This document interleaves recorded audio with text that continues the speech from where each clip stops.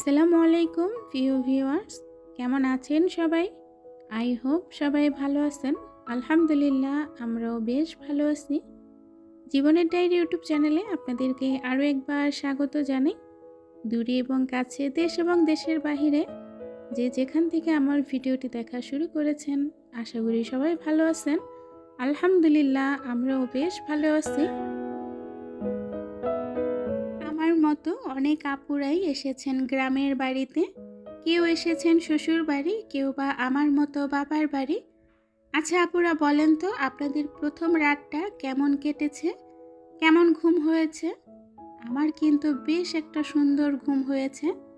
নিজের সংসারে যেমন কাজ দিয়ে সকালটা শুরু করি, বাবার বাড়িতে এসেও কিন্তু প্রথম সকালটা কাজ দিয়ে শুরু করলাম। গতকাল রাতে আমরা এই রুমেই ঘুমিয়েছিলাম। এই রুমটা ছোট ভাবির ছিল, উনি ইতালি চলে যাবার পর বড় ভাইয়ের ছেলে এই রুমে থাকে। তো আমরা যখন ঢাকা থেকে গ্রামে আসি, আমরাও কিন্তু এই রুমেই ঘুমাই। বাবার বাড়ি হচ্ছে মেয়েদের জন্য একটা শান্তির জায়গা। আমরা যারা সাংসারিক মেয়ে আছি, সকালটা শুরু করি টেনশন নিয়ে। সকালে ঘুম থেকে উঠে বাচ্চাদেরকে কি নাস্তা দেব, হাজবেন্ডের জন্য কি নাস্তা তৈরি করব, কি কি কাজ করতে হবে, দুপুরে কি কি রান্না করতে হবে। তো সব মিলিয়ে আমরা একটা প্যারার মধ্যেই থাকি।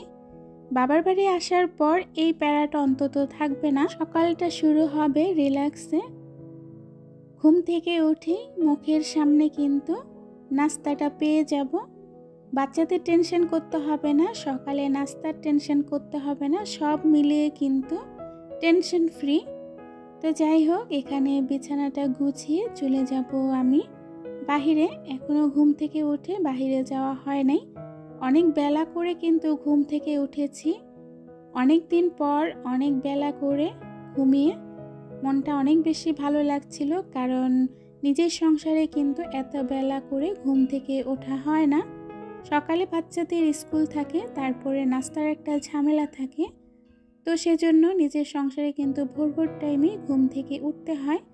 তো অনেক দিন পর অনেক বেলা পর্যন্ত ঘুমিয়ে সত্যি নিজেকে অনেক বেশি ফ্রেশ মনে হচ্ছিল। ঘুম থেকে উঠে বিছানা গুছিয়ে ফ্রেশ হয়ে বাহিরে এসে দেখি ভাবি এখানে কলই শাক কাটছিল। তাজা তাজা কলই শাক শীতে প্রথমবার খাবো। অনেক অঞ্চলে কিন্তু কলই শাক অনেকভাবে রান্না হয়। আমাদের এখানে এরকম ছোট ছোট কুচি কুচি করে কিন্তু খুব সুন্দর করে রান্না হয়। অন্যান্য শাক যদিও সারা বছর পাওয়া যায়, কিন্তু এই শাকটা সারা বছর পাওয়া যায় না। ভাবি বলছিল ছাদে যাবার জন্য কিছু কাঁচামরিচ আনার জন্য। যাওয়ার টাইমে দেখি এত সুন্দর সুন্দর কিউট কিউট হাঁসের বাচ্চাগুলো, মাশাআল্লাহ। দিন দিন নিজেকে অনেক বেশি অযোগ্য মনে হচ্ছে আমার দ্বারা কিছুই হবে না। ইউটিউবে আসার পর নিজেকে অনেক বেশি হতাশ মনে হচ্ছে আমি দিন দিন একদম হতাশায় ভুগছি, হতাশার কাছে পৌঁছে যাচ্ছি। হতাশার হাতছানিগুলো আমাকে যেন কাছে টানছে। ধৈর্য যে সাফল্যের চাবিকাঠি, এই কথাটা কিন্তু আমরা সবাই জানি। জানার পরেও কেন আমি নিজেই ধৈর্য ধরতে পারছি না। দিন দিন এত পরিমাণ অধৈর্য হয়ে যাচ্ছি। বর্তমানে এখনকার যে মানুষগুলো না শো অফটাই বেশি পছন্দ করে। আপনি যত শো অফ করতে পারবেন আপনার জীবনটা, আপনার লাইফটা তত বেশি ভাইরাল। আসলে ভাই, আমাদের শো অফ করার মতো তেমন কিছুই নেই।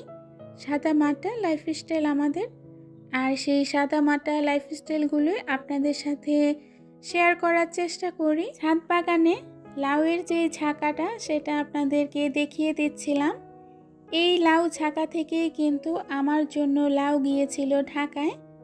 তো লাউ ঝাঁকাটা কিন্তু বিশাল বড়, লাউ তেমন একটা ধরে নেই। এখানে ধনিয়া পাতা বোনা হয়েছিল, আর যে কাঁচামরিচগুলো আমি এখন তুলে নিলাম। যারা এই কাঁচামরিচ খেয়েছেন তারা জানেন এই কাঁচামরিচগুলো এত পরিমাণ ঝাল। আমার কাছে কিন্তু ভীষণ ভালো লাগে, অনেক বেশি, কিন্তু বোম্বাই মরিচের চেয়েও বেশি ঝাল। তো ভাবি রান্না বসিয়ে দিল। তারা কিন্তু লাকড়ির চুলায় রান্না করে না, ঘরে গ্যাসের চুলায় রান্না করে। তো অনেক দিন ধরে যেহেতু লাকড়ির চুলায় রান্না করে না, চুলাটা কিন্তু জ্বালাতে পারছিল না। তো চুলায় যেহেতু রান্না বাড়া করে না, চুলাটা কিন্তু একদমই ভেঙে চুরে অবস্থা বেহাল। ভাবিকে বললাম চুলার এরকম অবস্থা কেন? ভাবি বলল অনেক দিন ধরে এই চুলায় রান্না হয় না।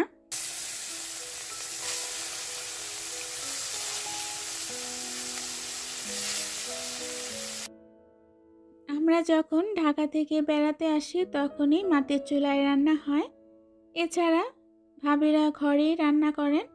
এখানে অনেক লাকড়ি রেখেছেন কিন্তু মাটির চুলায় রান্না হয় না। ইউটিউব হচ্ছে পরিশ্রমের জায়গা, এখানে অনেক বেশি পরিশ্রম করতে হবে। সাহস করুন, লেগে থাকুন, নিজের কাজের জন্য যতটা পরিশ্রম করার দরকার ততটা পরিশ্রম করুন। আমি পারি নাই, তাতে কি হয়েছে? আপনারা অবশ্যই পারবেন। পারি না বলে হাল ছেড়ে দিলে কিন্তু হবে না, পারি না বললে সামনে এগিয়ে যেতে হবে। আমরা সবাই জানি একবার না পারিলে দেখো শতবার। কথাগুলো কত সহজেই বলে ফেললাম, তাই না?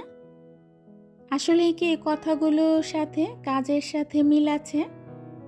কথাটা যত সহজে বলা যায় কিন্তু কাজের ক্ষেত্রে ততটা কিন্তু সহজ না। আমরা জানি যে কোনো কাজ পারি না বললে, থেমে গেলে সেই কাজটা আমরা কখনোই পারবো না।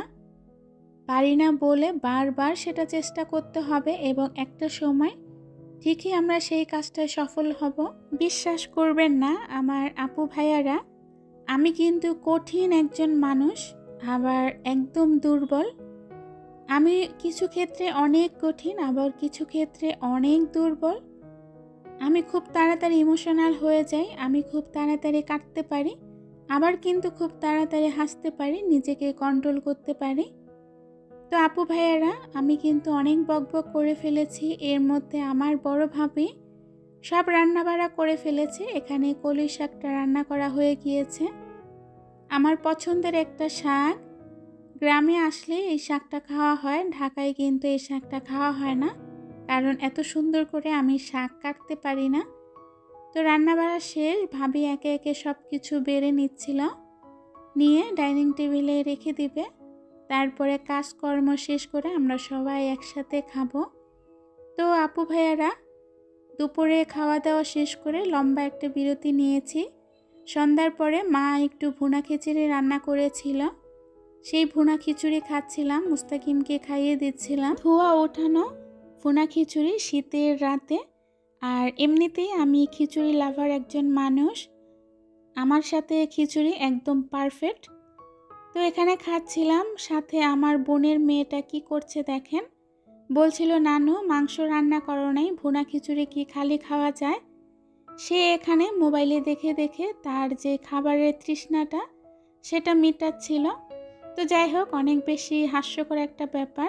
আজকের মতো এখান থেকে বিদায় নিব। সবাই ভালো থাকবেন, সুস্থ থাকবেন, নিরাপদে থাকবেন। আসসালামু আলাইকুম।